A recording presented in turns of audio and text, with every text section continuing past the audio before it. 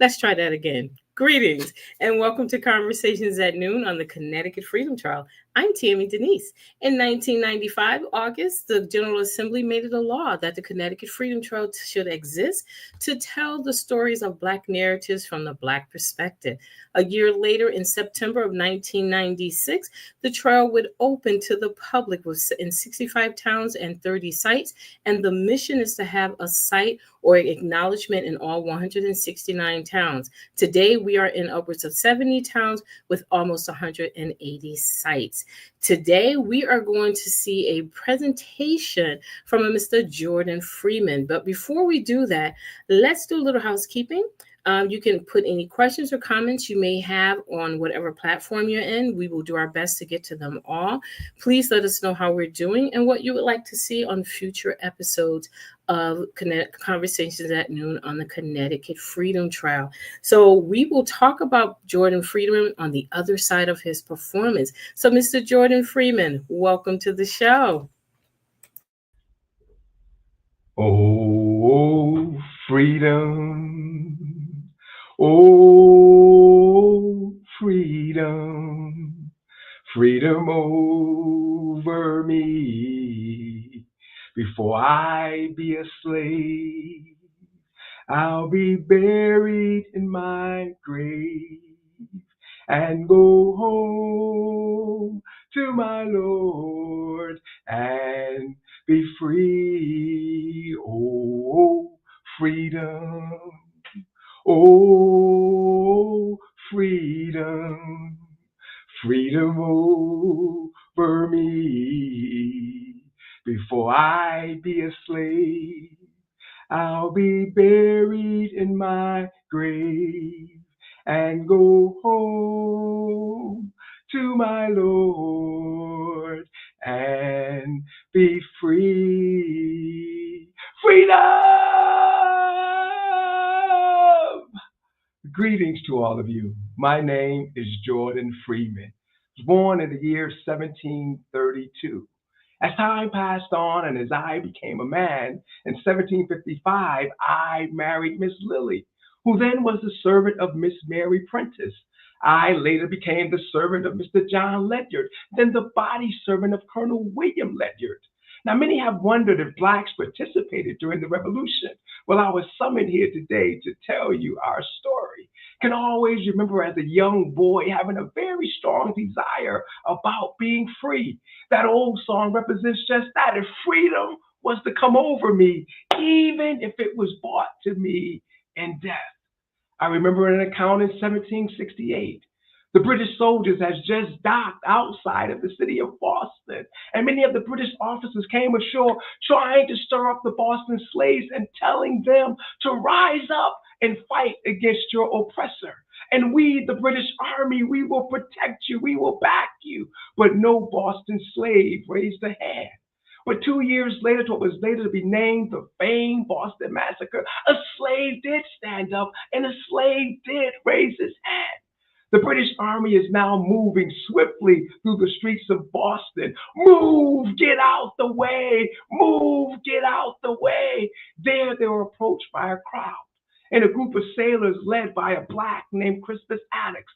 Attucks turns to the crowd and says, to stop this British Army, we must attack them at the main guard. As the crowd approached the army and the army approached the crowd, ready, aim, fire, ready, aim, fire. Shots were fired. Attucks was struck twice and fell dead, making him the first person to be killed in the Revolution. But Crispus Attucks didn't die on that great day alone, you see. Others died with him, and they were all buried in one grave.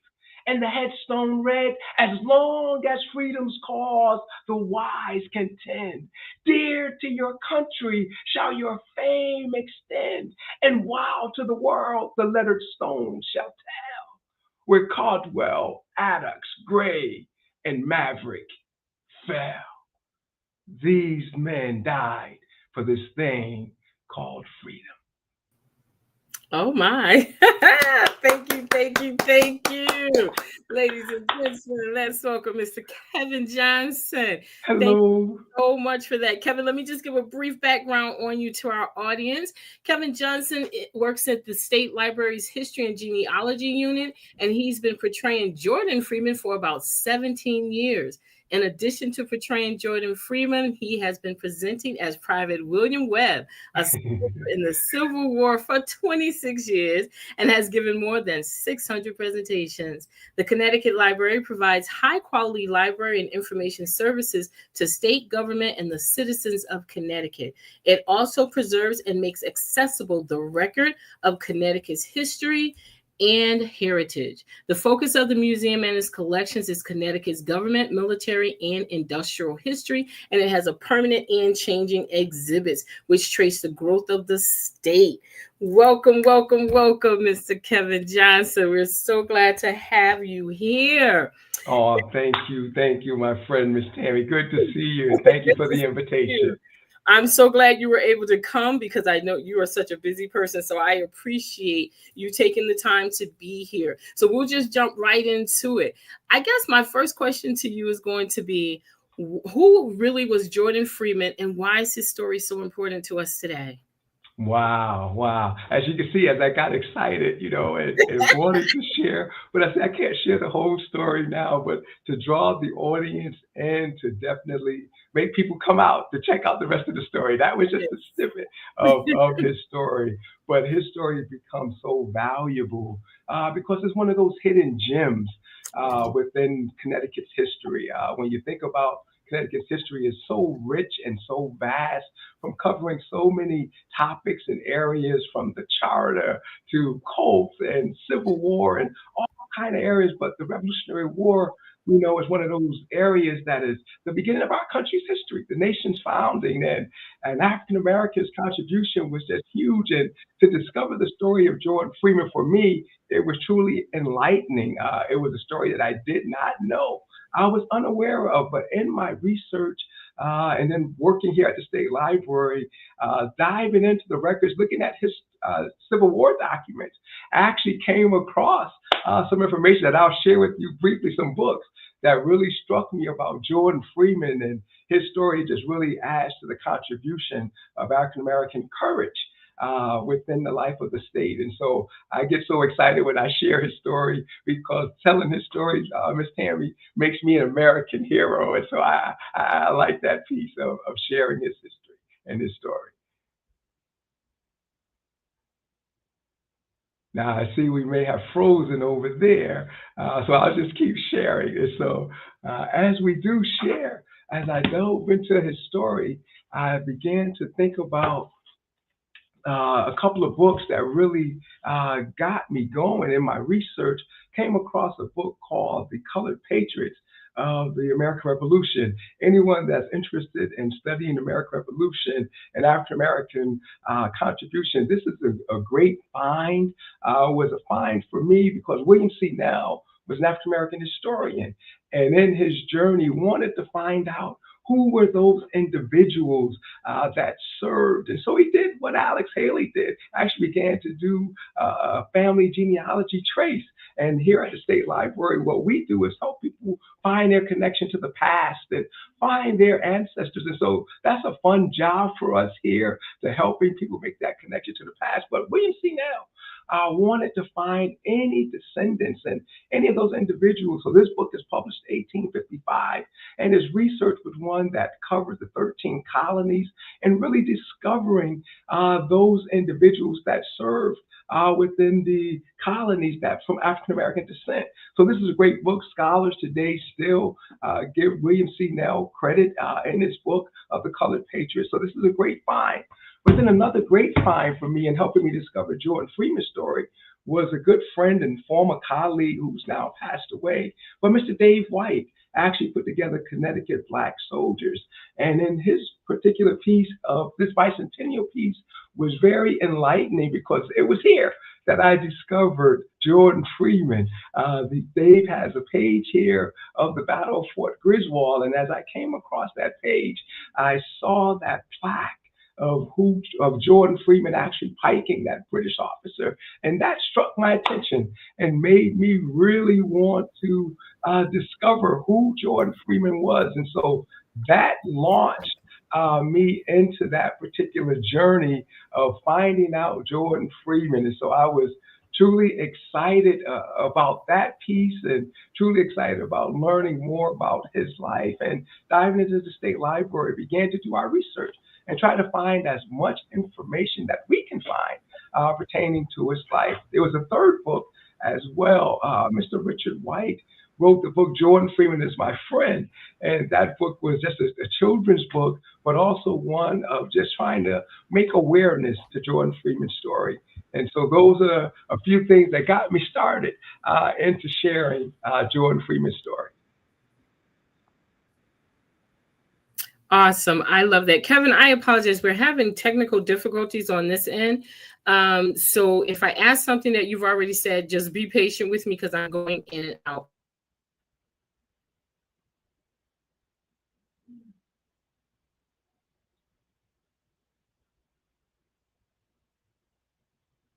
So why was it important to highlight the stories of African Americans in the early part?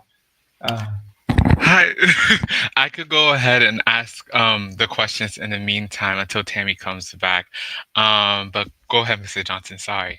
Oh, that's okay, Michael. Thank you. Yeah, but why was it important? I think it's truly important as this now entering into what we're looking at now, the 250th anniversary of the signing of the Declaration of Independence, as well as the Revolutionary War. There are going to be events all over the state and all over the country talking about the Rev War and all of its contribution and participants. And Connecticut has its own version.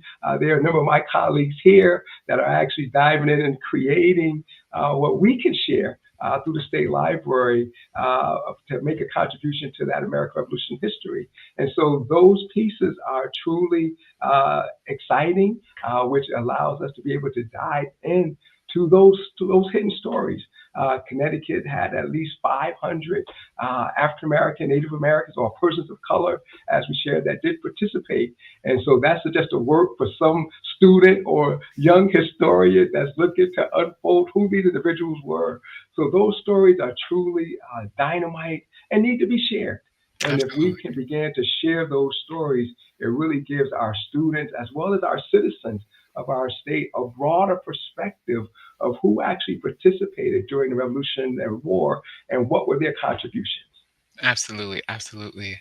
Now, I really want to go back into Jordan Freeman and learn more about him. So, what aspects of Jordan Freeman's life stood out to you the most during your research? Wow. So in trying to discover who he was and finding, scattered pieces of his life through one Black Roots, Southeastern Black Roots, which shares, and I think I have it here, shares a piece of Jordan's story. Can you still hear me? Yes. Can you still hear me? Okay. Yes. Here's a piece of Jordan's story. And in Black Roots, it talks about Jordan's life or Jordan's marriage to Lily, who was the servant of Mary Prentice. And so those interesting facts began to allow me to try to piece together the evidence. Working for the state library, we want to always make sure we have concrete evidence. And in the beginning, we attached them, and I attached them to the Lord family, which I thought was some type of exchange that may have taken place. But come to realize that through the newspaper collection, I believe Jordan Freeman, our Jordan Freeman, was actually a runaway. And he's recorded in some of the documents of gentlemen searching for him, describes him, and I believe that is our Jordan Freeman. And I'm still searching how did he get connected with the Ledyard family. And so we find the South Roots, it lists him with John Ledyard and then placing him with Colonel Ledyard. So those things are things that we're still trying to create and find the hard evidence for. And that's what makes research so fun. And so even in saying that part, his courage is what really stood out for me. It was his opportunity to participate into the war and to this particular battle at Fort Griswold. And it was his courage.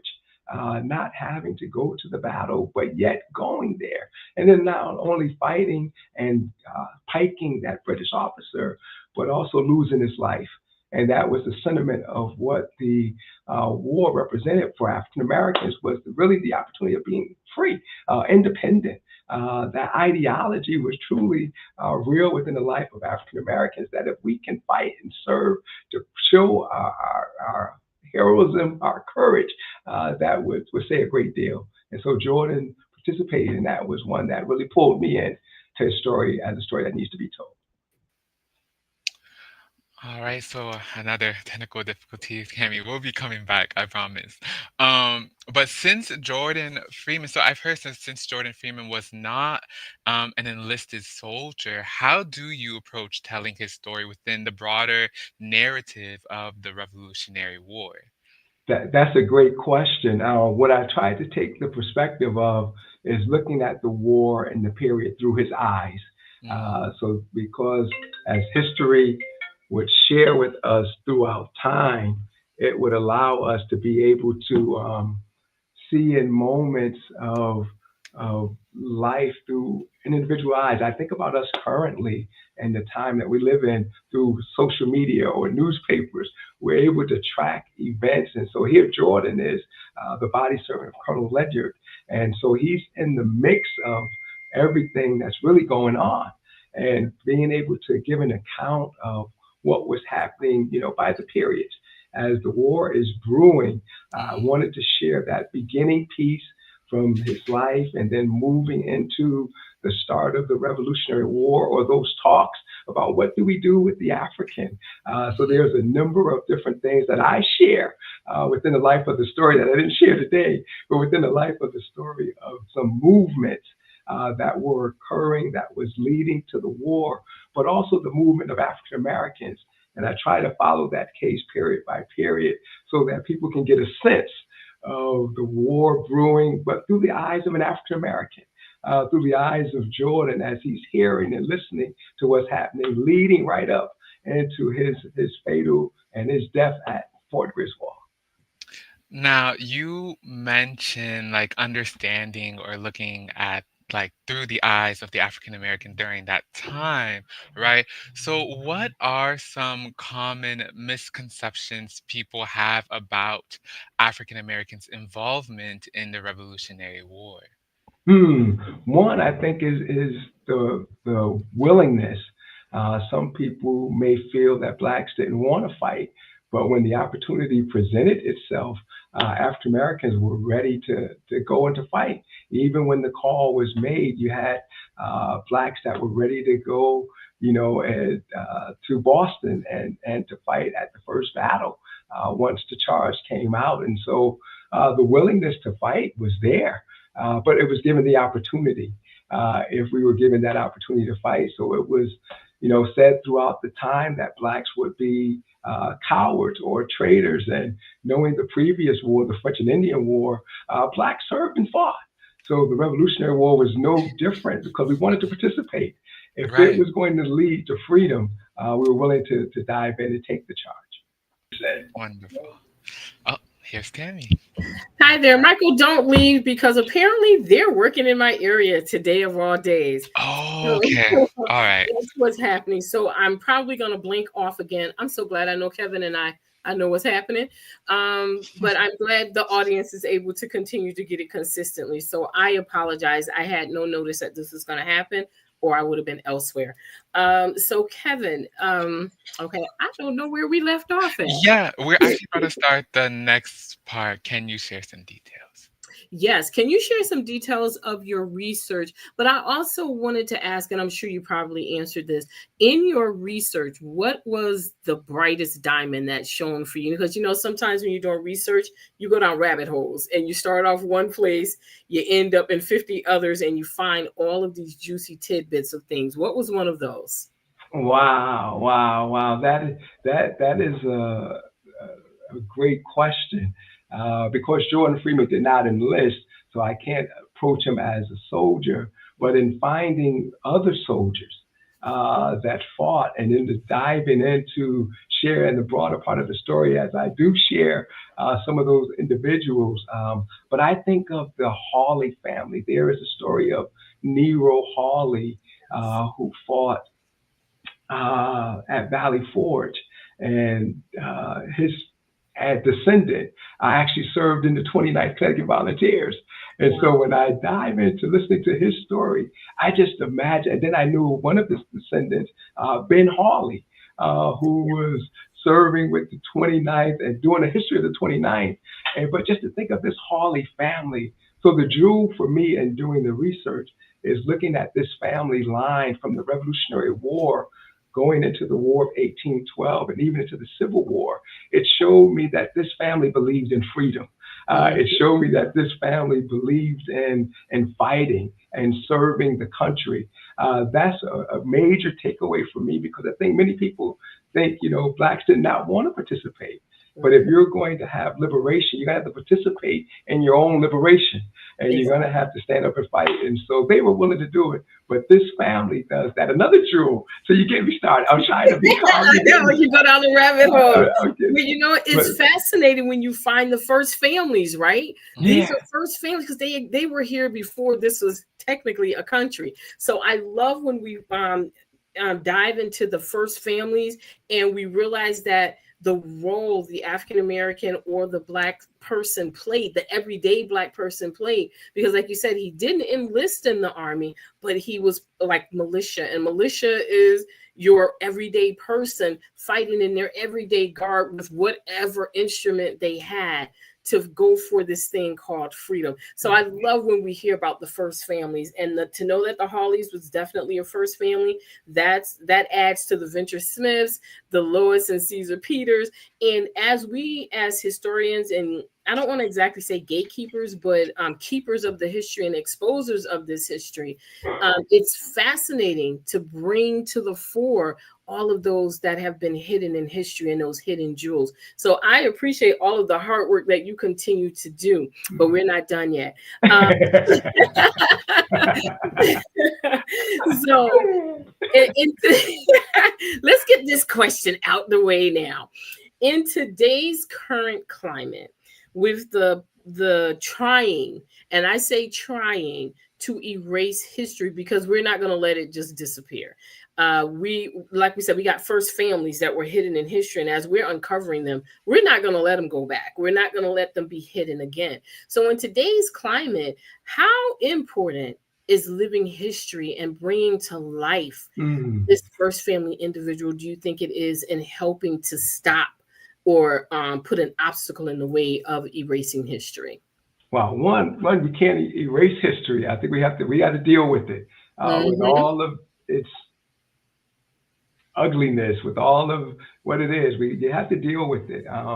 One of the beauties of discovering history, as my dad used to say, Kevin, if you study anything, study history, because we know the old saying, what goes around comes around. And so if you're not paying attention to it, it'll wind up coming right back at you. And so looking at why this is so important, for me, sharing it and the force behind it really is the ancestors living out their freedom. They, coming in as captives. And when I do my own family genealogy from Alabama, knowing how my grandfather was and what he shared from my great grandfather to my dad. So that whole line of be a man, stand up, do those certain things. So that part of history you can't erase. You just got to deal with it and then build upon it. And sharing stories like what we do, Ms. Tammy, allows us to be able to make the person come alive. It is the human story. It is the story that is relevant, and you give the individual life. You give them feeling because they cried, they bled, they died. They had a voice. They had a thought about what was going on in their particular time. And even in our day now, there's so much that's going on, but we have to continue to share the story. If we're going to grow as people, if we're going to grow as a state, as a nation, we have to share all these stories, because it is truly a melting pot. And there are so many players, there are so many ethnic contributions that you got to lift up. And if we just stick to one side, then we're missing the whole story. Yeah. And so to be able to go into a school and the teacher invites me in and they get excited because I'm excited because this is my passion. And then to be Exactly. able to ignite with the kids Yeah. a real person. So it's just not something that you hear a name in a book, but it comes alive. And then Yes. our this recording, this show, Yes. after we're done, will become history. It Yes. becomes a living document, that we Yes. can relate back, and then the person will say, "Man, that Kevin Johnson has so much energy, so much passion and love for history." But those are things that really pull me and continue to keep me going and engaged in it because these stories need to be told, and it's not our history; it's their history that they're trying to Mhm. bring to the forefront because they lived it Exactly. and went through it, but it connects us as people. Oh And yeah. oh, Go sorry, ahead, Sam. Michael. No, no, I go would ahead. just just a really quick thought, and I think just like I remember you just talked about like how these people really wanted like this misconception about African Americans at that time of like not wanting to fight, and and I think like really what's very interesting is that we're telling these stories, and at the end of the day these are all like truly American stories, right? Correct. These are all about American values, about fighting for what you believe in and fighting for what's right. And I think you and Tammy really exemplified on telling those stories, on telling a true American story. And I think that's what we're trying to, or what this administration is now trying to take away from, is truly taking away that American voice of of fighting and liberation and freedom at its truest form. So yeah, kudos to you guys. Wow, Well, wow, that thank was you. good. That was good. Thank you. What I appreciate, Kev, is how, like you said, we keep the stories going because no matter how much they try to erase, it can't be erased because we are aware of our heritage. We, as living historians, knowing my great grandmother, who was the last enslaved person in our direct line, in our direct family, she lived to be 125 years Wow. old. And I remember the stories my great grandma told me. She talked about the little bighorn. She talked about her experience of the Great Surrender when she fed the horses and the soldiers. And the Great Surrenders when the Buffalo Soldiers came through Columbus, Mississippi in May of 1863 and told them that they were liberated, that they were free. And so, what I love about Wow. our heritage is we get to tell it not from a trauma based lens. We get to tell it because, granted, they were in horrible circumstances and the Hmm. circumstances was horrible, but as a resilient people, as a resilient, determined people, there were moments of joy. There was moments of laughter. And I like how we bring those to the fore and we're not teaching it from a trauma-based lens. And I think that makes a difference in how people receive and want to know more about the history that has been hidden. Because if it's done from a trauma-based lens, nobody wants to stay in that space, Mm. nobody wants to be there. So when we do it from that space of, yeah, the times were not that great, but let me tell you about this resilient individual Hmm. and that Hmm. passion they had for this thing called freedom. Let me tell you about that passion for their family. And so we get to experience that and see that. And I think what you and I do is we bring that to the fore. We bring it to the fore. It's not just facts and figures, and it's not just a one-dimensional person. We bring the 3 and the 4D dimension of those characters. So tell me, how do you feel the role of living history playing as we go forward with trying to make sure the erasure of history is not, because there's different ways that people are trying to keep the history intact as it's being quote unquote erased, such as saving signs. There's that one action that's going on. People are making sure they're taking pictures of signs. So as they're being removed, that when the opportunity comes back, they can reignite those signs and put those signs or recreate them and put them back in place. So how do you feel the role of living history plays in helping with being a block to the erasure or the attempt at erasing? Wow. Well, as a historian, as one group school kids call me a performer. As a performer, that piece for me, diving back for a second into when I put the uniform on, when I put my period clothing on, especially my Civil War, but now my Rev War uniform or costume to put on and to represent Jordan Freeman. One, like Michael said, it's an American story. So I become an American hero. So I definitely share it from a point of courage. I share it from a point of boldness that Jordan Freeman was willing to die and sacrifice his life. And I think that part, I don't ever want that to be erased of the sacrifice. And so when I get that opportunity to share this story, it just brings so much out of me because I think it's a turbulent time. As you said, it's a tough position to be in, and the opportunities of freedom is all around. You know, it's you're presented with freedom, and then it's taken away. Then you're presented again because, as you know, in 1784, you know, it comes out where we get into gradual emancipation. But even prior to that, as I share within the life of the program, you got this period that's leading up to the Rev War, and African Americans are finding this hope. You know, like, okay, our captives understand what being in bondage is, so now they're going to allow us to go free. You know, and so that part is something that we got to share. That's the human side of this reality that these Africans are caught in. But yet, hope never dies. And so, as presenters, it's the hope that we have to carry that don't allow it to get erased. It's the hope that our ancestors were here, and then participants in history. And so to continue to share and continue to find, because Jordan Freeman's story is one of many, William Webb's story is one of many. There are so many stories we just do not know. And so my thought and hope and prayer is that those that hear us will come along and someone else will be able to carry the torch. And they carry the torch. It doesn't die.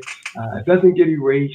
And even in the climate that we're in now, because people want to know, information is so at our fingertips. You know, I work at the State Library, and I've always shared that the Africans have always been here. You know, when I walk through the archives, you can see African American footprints on court records, on census documents, on probate records. So it's there, church records. So it's there. And all we need now is just continue researchers. Come and tell the story. And if you have those, as I said to my good friend John Mills, what I do, and I believe my part, as well as your part of yours too, Miss Tammy, was we are the storytellers. You know? And John is doing something that's leaving that physical trail. I'm so proud of the work he's doing. And now we just need the writers. You know, so now you got the storytellers, you got the physical trail, and now you need the writers. I'm a writer.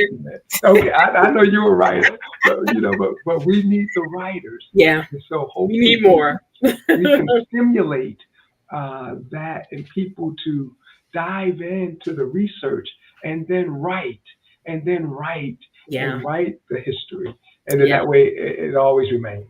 So that's a long way around it, but I get excited. Sorry. No, but you know, like I remember when we years ago when we met, and I was on this journey, and I love the phrase that you coined. We are not just performers; we are educators who entertain. So we're edutainers, and I love using that. And I even tell people that that's what we are, and that word alone captures people's attention, and it gives the doorway for people to say, hey, what exactly does that mean? And then we have that platform to once again talk about why it is so important to not only talk about the past, because the past relates to the present that brings us to the future, and the past is ever present. All you got to do is look around. You look around and you see where our ancestors were. You see the things that they created, even though we may have to dig for a little bit. But like you said, that information is readily at our fingertips. There's this thing called the internet. Don't trust everything you see on the internet. That's where your research comes into play, where you're going to have to go to the state library. You're going to have to go to your local library, or even start to create your own library with all of these books that they're trying to ban. There are books that have been banned that I'm thankful that I have. And there are books that there are different organizations and different things on social media that are constantly putting out the names of these books so that you can go and get them and make your own personal library, so that when stuff is being banned, or if you're finding it difficult, there will be others to be able to share that information. So we can all play roles as being historians, even if we're armchair historians, even if we're just our local historian. And I don't mean just in a minute way, but I mean in a way of just being able to tell those stories, because oral history is so important. So even if all the books were banned and burned, we still got that oral history, and we got that living history that helps to keep these stories alive and to keep them going. I one of my other questions, and I'm not sure if you answered it when I wasn't here. I wanted to ask you, what was the impetus for you getting started? Why did you decide to step outside of your role at the state library to do these stories, to bring these stories to the fore? Wow, wow. See, now you're taking me back to the beginning of this. Coming to the state library in 1988, and working around the field, and having access to what we have access. And if for your viewers, if they have never gone, I got to give a quick shout out. The Connecticut State Library, located 231 Capitol Ave, Hartford, Connecticut. If you haven't come, please come. We have this great vast collection of archival information that you will just fall in love with. And then at the same time, there is so much other information that you will discover here at the State Library. So please come to the State Library if you haven't come. But leading into how I got started, back when I started doing William Webb, that was my really first encounter from the state perspective on sharing outreach information.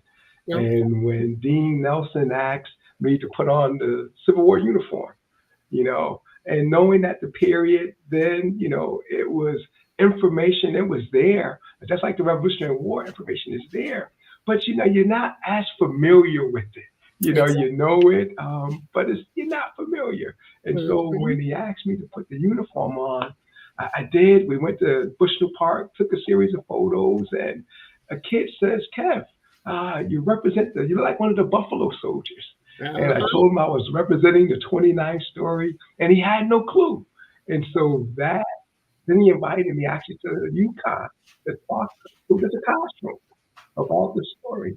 And Miss Tammy, not knowing, coming back and doing the research and preparing for that February 10th, 1998 date, had to discover who William Webb was, had to discover who the 29th was. And as I began to share the story, then it started to come alive for me. It became something more than just a story in a book. It became about these 1,500 soldiers. Who are these men? Why did they fight? And so that was pulling me into this, and the force behind it, that really drove me was really to tell their story, because I thought it went for so long without being told. And then Exactly. the movie Glory came along. Yep. Glory brought Denzel to fame, and Glory brought the 54th Mass to fame. But then it didn't do the same for Connecticut. And so to be able to share the Connecticut local story. And so that was our goal as an agency, one, to just get the information out. I had no clue that it would be 26 years programs. And I was just taking dates to really just share what our findings was and what we house in this particular building that can help people make their connection to the past. And African American history was here to be able to do that. And so that was the pulling force. But then the public pulled me as well. As you know, there were times when I wanted to just sit back and not do it, but it kept pulling me. It kept pulling me. I never would have thought I would have reached, almost 700 programs of putting on that uniform and sharing with schools and historical societies, and even standing on the great stage of Tanglewood, and sharing. And that huge historic place. The story of William Webb, an African American story in the Civil War. And so that pulled me more and more. And then to discover Jordan Freeman's story, another part of American history Yeah. that we don't always talk about is the American Revolution. And so it allows me now to be pulled in a direction to where I'm not an expert, but I'm truly learning. As you can see these books behind me. So I got to read and Yeah. study and try to know as much as I can. And we know it's a lot of information that's out there. And we Mhm. know a lot of historians have done research, but also dive into African American piece. But as an African American, I want to be able to share that story with as boldness and confidence and authority Yeah. of sharing our history. And so I'm grateful to my colleagues who truly help. And we're working on databases now to make the discovery or the findings more available. Nice. So people won't have to rewrite the wheel, to go through this more easily. You making the will. Well, just so you know, it is no longer just about the 54th. I'm a part of the Slave Dwelling Project Living Historian Troop, and we Mhm. travel all over the country. One of my colleagues, he does a table, and he had the 54th info. So I went up to him, and I'm like, Rodney, do you know about the 29th? He was like, no. I said, well, I got you covered. So I took him information about our 29th Colored Regiment, and now that table is traveling. And next year, when we're in Galveston for the Juneteenth, the 29th, we'll be getting its due in Galveston, Texas. So I just want you to know. I want you to know they're getting. And we're also going to be talking about the 30th as well. But I had to help them to it because history will make you think we are, what's the word I'm looking for? Not one dimensional, but it's a word that I'm looking for. But anyway, it's where it's only a handful of us can be known. And that's what Glory did for the 54th, made it seem like it was the only colored regiment when in reality there were more. And Correct. so I am loving the fact that all of this information about the 29th is getting its due. The New England Civil War Museum has a wonderful exhibit about the 29th, and one of the soldiers, Porter, and they have a living voice section there where you get to interact with him and his mother writing letters during the Civil War. Wow. Or, Mhm. your friend John Mills and I, we were able to play a role in helping them to get that exhibit together, and it's on the Freedom Trail now. And so when you go up there, you get to see that happening, and it's a beautiful, beautiful exhibit. But it's beautiful to be able, like you said, to tell these stories from a living history aspect and not from just being in the past, but also from a human aspect. I know, Michael, you had a question.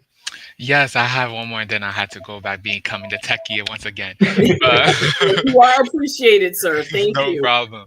So one last question. What can I know we probably did talk a little bit about this already, but what can modern audiences learn from Freeman's story about race, freedom, and patriotism during the Revolutionary era? And how can the concept of patriotism can also connect back to our contemporary period, as how a lot of people nowadays have this different idea of what does patriotism mean to them right now versus a long time ago. Wow, that's a deep question, my brother. That's a deep question. Uh, but yeah, I mean, one, you got to deal with the elephant in the room. I think the American Revolution deals with that because it is totally looking at color. Mhm. The darker your complexion was going to be your status, and so that brought for me something enlightening when you think about European and indigenous people and Africans all in one area, color factored in that place. And I remember sharing years back, when you think about the African American journey and you think about complexion and you think about runaways and you think about all those things, because the darker your complexion was, the more challenging it was going to be for you. So you would find now coming, trying to blend. and mulattoes and moving away from your African descent, but those who were willing, and standing upon that ground, not being ashamed of the skin, not being ashamed of the complexion, but really being bold in who they are. And so when I think about, that particular question, one, we got to deal with it. Our land has dealt with race in so many ways, and we got to look at the humanity. We're blessed to be able to have different ethnic groups. There's a great book about the ethnic contribution of the American Revolution, meaning that it was truly a melting pot, that you had so many different groups that participated in this melting pot. And so as we uncover it and deal with it, it helps us to want to heal. And if you don't talk about it, then you can't heal. For the African, it has to be understanding through the patriotism of our willingness to fight for land that held us captive. That's just fascinating there, because you understand the ideology of freedom, that all men are created equal, and that pursuit of life, liberty, and happiness was what they wanted. And so if you can stand the ground and be able to fight for it, it definitely breaks down the wall. It shows our participation, our contribution. It shows our desire for freedom, and not to just be an onlooker, but a participant.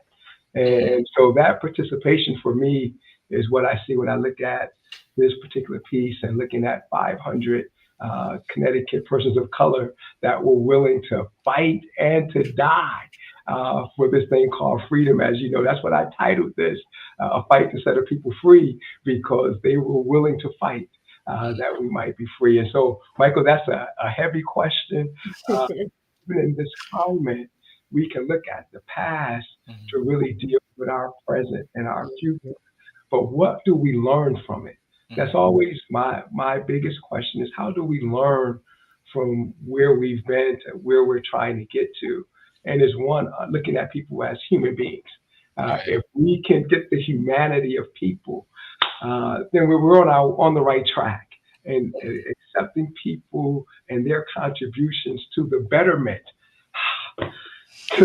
of humanity. If we can do that, then boy, we're on the right track. But history is going to deal with it and to talk honestly about it, because I believe we all know that slavery was wrong.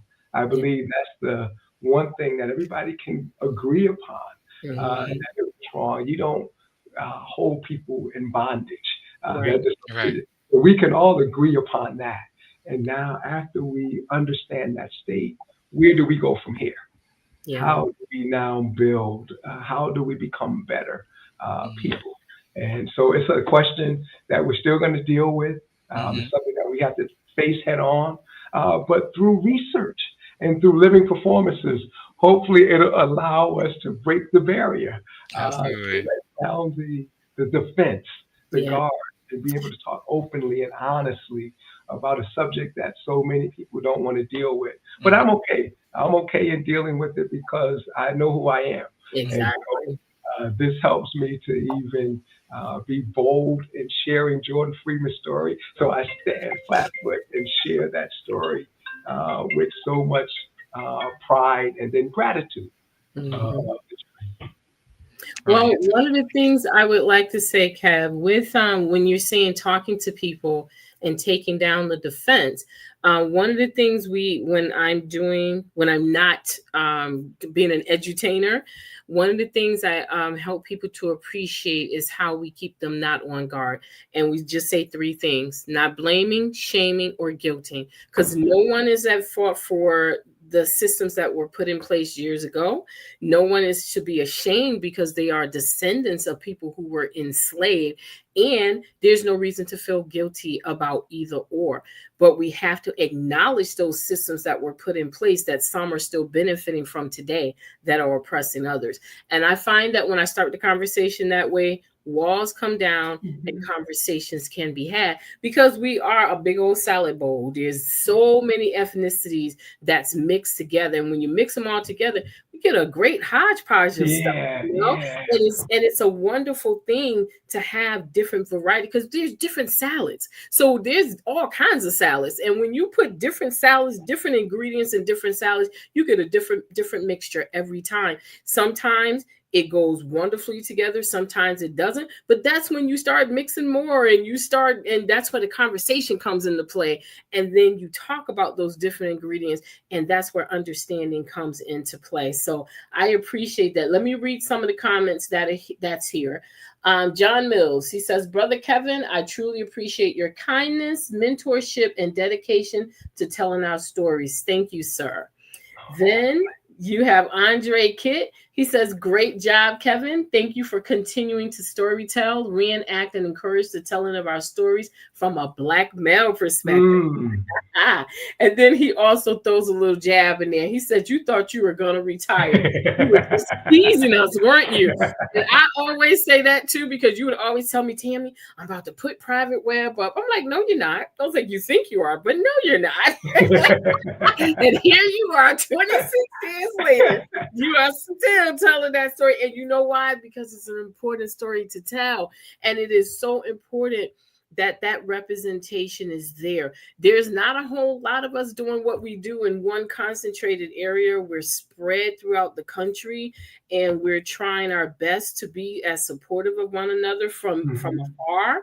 But it is wonderful to know that you are there and that you are doing the things that you're doing. Now, I won't I won't ask, but I will ask Professor Jim in the back. Give us a little insight on Professor Jim and what's coming up for him. A very distinguished gentleman in that portrait, by the way. Yeah. Thank you, Ms. Terry, one, for having me. And I know we can share and talk about this for a great deal. And I hope your viewers just enjoyed the conversation at noon to be able to just dive in and share. But yeah, that's my new character that I am portraying now, Professor Jim Story. Fascinating story for me. One that pulled me in to looking at this gentleman's life. One of my colleagues, Mr. Glenn Sherman, discovered it in our library years ago. He saw this book. He says, hey, Kev, this is your next story. So I kind of read it and looked at it, put it to the back burner, and said, nah, I'm not going to do it. After William Webb, I'll retire. But then I discovered Jordan Freeman's story and started sharing that particular story as I'm doing now. But Professor Jim brings the two together. And this old gentleman from Hartford, by way of New York, who is a janitor at Trinity College, and he served Trinity for 50 years, Ms. Tammy. But the journey for me is not just the serving for 50 years, but it's what he did from his birth and to his death. And as we would say many times, is the dash. What's going on within the dash of your life? And this gentleman's life has fascinated me. So I portray him at the age of 83. And as you can see, I got the gray hair to go with it. But I portray him as an old gentleman who makes us truly a historic impact on the campus of Trinity, but also in the Hartford community. He was liked and known, part of the AME Zion Church, one of the founders, and then, a contributor to many aspects of the abolitionist movement. He's a silent voice, but we've just discovered a document in the archives on education, and he's one of the signers. And so his name is there. And when I look at that, he's middle class at the time. And so it just says a lot about this gentleman's life. And it's truly his faith and his love for community that pulls me in. So I get excited just to share his story, but it's so many pieces because he's impressed into the War of 1812, that forgotten war that we don't talk about too much. But I don't want to be another soldier, so I don't portray him as a soldier. But just hitting certain points and then also viewing through his eyes of history. And this is actually my give back to our seniors, because I think our seniors have witnessed so much in life that sometimes they forget, or we don't quite want to give them their due of Right. what they've seen and witnessed. So this is my contribution to our seniors, that you are relevant, that Oh, definitely. your stories mean something and it matters, and we need to know those stories Yeah. before they go off the scene. And Jim allows me to be able to encourage our seniors because of portraying them at the age of 83, I love it. but also just his view of history and what he's witnessed. And Mm. I still add in the 29th story because he knew some of the guys that Yeah. served. And And it so connects it. And it connects it. so And it's connected. yeah, I appreciate showing appreciation to our seniors because they are our living history. We Mhm. might be living historians, but they are our living history. And they can tell us stuff. They can fill in some of those spaces, that those gaps that we don't know, that we have to take license with by just being general with the story. But our living history people, our seniors, they are I call them treasures. They are our living treasures, our living history. And I always try to encourage young people, do not miss an opportunity to sit and talk with your grandparents. Do not Mhm. miss an opportunity to sit and just talk with the elders in the community in general. Don't miss those opportunities, because those are treasures that's right at our fingertips, and it doesn't cost us anything but time. But the time that it costs us, it will be invaluable and it will be priceless in the end. So that is something I think we need to continue to impress upon our young people. Like with you, we're always finding gems. We're always Mhm. finding diamonds when we're doing research. Because I think about what you just said about Professor Jim. The first thing that popped in my head, I'm like, that's one of those diamonds I was talking about when you found his signature on that document. And so rabbit holes are good to go down sometimes because you Mhm. find that good stuff. So I thank you so very much, my friends and my brother from another. I thank you so very much. You have enlightened us this day. You have graced us with your presence. I thank you so very much for once again taking time out of your very busy schedule. I appreciate you answering the call. I love the work that you do, and please continue doing it. And I know I don't have to tell you this, but you're not retiring. You're not going anywhere. You're not, because once that history bug bites you, ask our good friend Andre. Once that history bug finally bites you, you can't walk away. You just can't. It just takes over, and you just can't let go because it won't let go of you. So I thank you so very much, Kev, for being here, and much continued success with what you're doing with the students and the public at large. Thank you so very much, my friend. Oh, thank you, Miss Tammy. I appreciate you, my friend and my sister, and to your audience. Thank you so much for allowing me to come and just to share just my thoughts on being a historical reenactor. So Thank thank you you, so my much. brother. Thank you. Thank you. All right, everyone. Thank you so very much for joining us today again on another episode of Conversations at Noon on the Connecticut Freedom Trail. Next month, join us September 23rd at noon, Living Legacies, the Connecticut Freedom Trail exhibit. Beautiful exhibit that is going to be showcased at one of our sites, the Old State House, Connecticut's Old State House in Hartford, has an exhibit that is going to be dedicated to the Freedom Trail, where it will show various sites at this exhibit, and we will most likely be live from that. That's what we're working on, but we'll keep you posted. Then Tuesday, October 28th at noon, we are going to do a rededication of a hometown hero, where we will go back in time and look at a hero from Avon. And then November 18th, 2025 at noon is a children's book about Harriet Tubman. So thank y'all once again. Please do not forget to do our surveys. Check in with us. Let us know how we're doing. Let us know what you would like to see from us. And again, until the next time.